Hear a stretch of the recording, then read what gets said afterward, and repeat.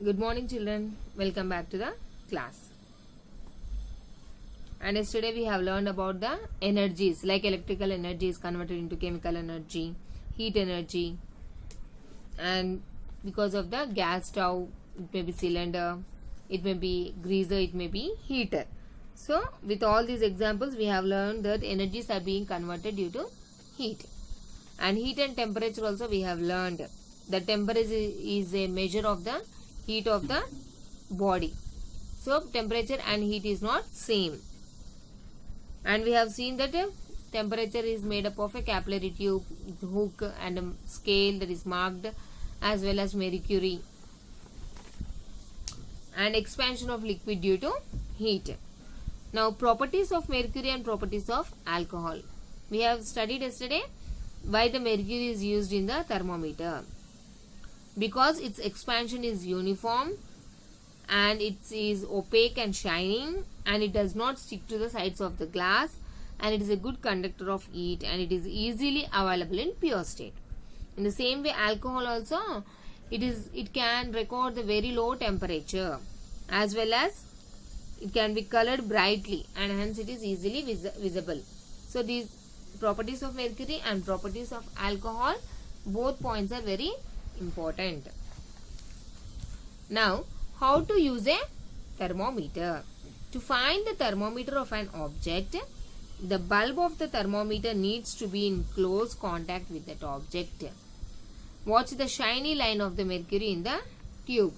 The highest point on the scale at which the rise of mercury stops shows the temperature of the object. Now, if you want to check the temperature of any object, that object you have to keep closer to the thermometer.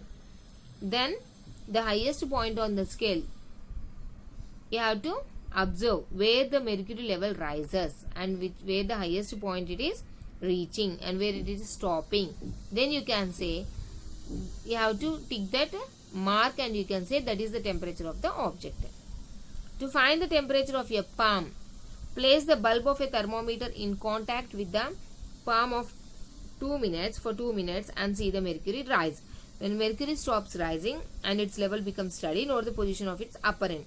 This is the temperature of your palm. If you want to note the temperature of your palm, you have to hold it for 2 minutes and you see the mercury level rises and it will stop at a particular point. There you have to notice the reading on the scale. In this way you have to find the temperature on a thermometer. How to use thermometer? These two paras you have to write to for the question how to use the thermometer. This is very important. If markings on thermometers are wiped out, how do we create new markings? In sometimes it may happen. The markings on the thermometer may wipe, it may vanish.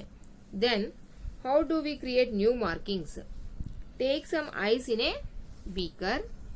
Immerse a thermometer in ice for 2 minutes. Mark the mercury level. Now let the ice melt. They are asking to take some ice in a beaker. And this thermometer you have to keep in the ice for 2 minutes. Then you tick the mercury level in the thermometer. Now let the ice melt. So if you leave it for some time, what happens? The ice will melt. Can you observe any change in the mercury level? The level of the mercury remains same while ice melts. So when the ice melts totally, the mercury level will not melt. It will stay in the same point. This means the temperature is constant. This constant temperature at which ice melts is called melting point of ice, and mark it 0 degree Celsius. Wherever the mercury level stops when ice melts, it is called as a melting point of ice, and you have to mark there 0 degree Celsius. Now take some water in a beaker, immerse the thermometer in it and start heating the water. Now you have to take water in a beaker and let the water boil and keep the thermometer inside the beaker.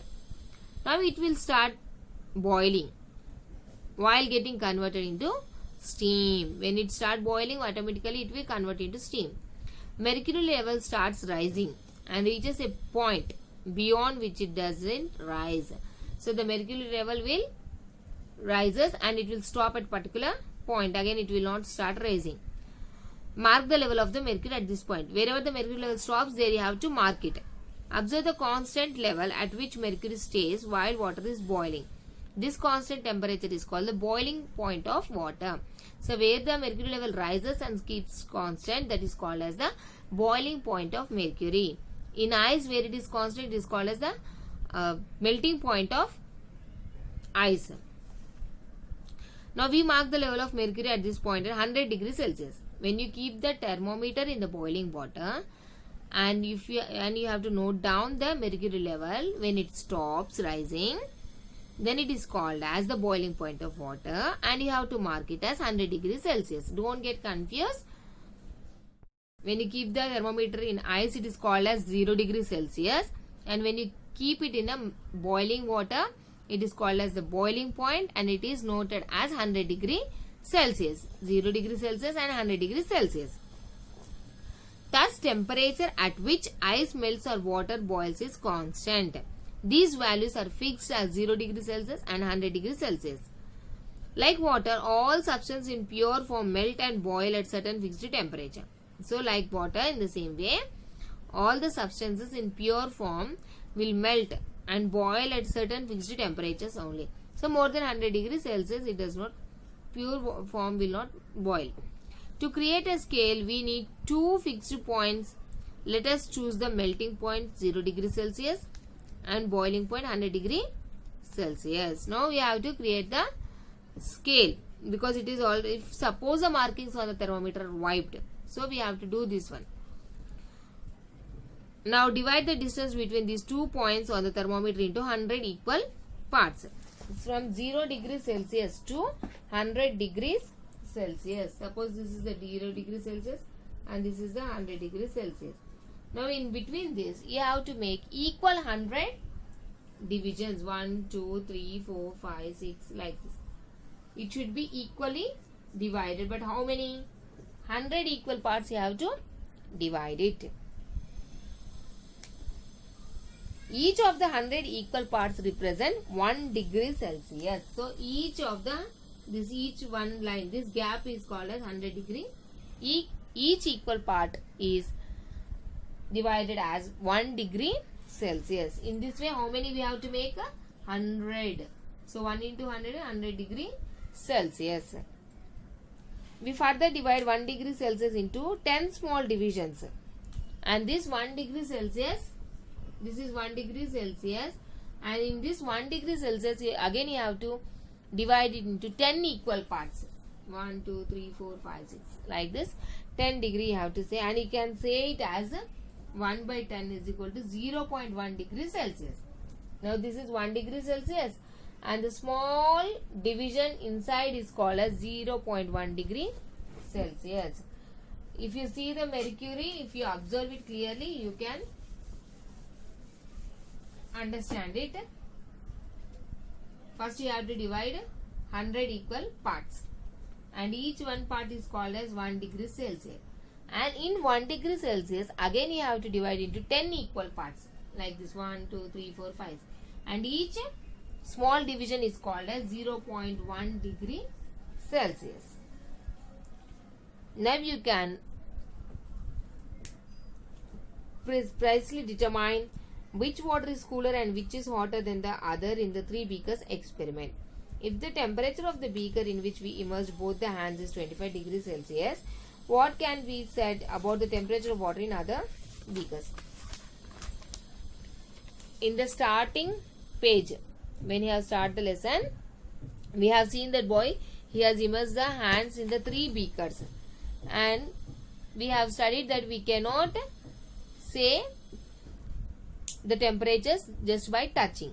So now we can determine that in 3 beakers experiment, if the temperature of the beaker which we immersed both hands is 25 degrees Celsius, 3 beakers are there, and if these 2 beakers are 25 degrees Celsius, what can be said about the temperature of water in other beakers? The beaker containing cooler water will record temperature less than 25 degrees Celsius. The beaker containing cooler water the beaker that is containing the cooler water will record less than 25 degree Celsius, and the beaker containing hotter water will record the temperature more than 25 degree Celsius. This is less than and this is more than. The beaker that is containing cooler water will record less than 25 degrees Celsius, and the beaker that is containing hotter water will record the more than 25 degree Celsius. So, like this we have to determine the temperature, not by touching. Now, do you know about the first thermometer? Who has invented the first thermometer?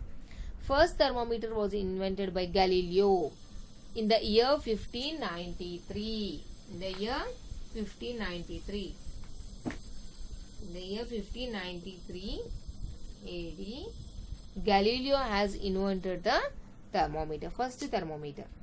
In this thermometer, air was used as the thermometric substance, as air rapidly expands on heating and contracts on cooling. In place of mercury, they have used air in the first thermometer, because air also expands on heating and contracts on cooling.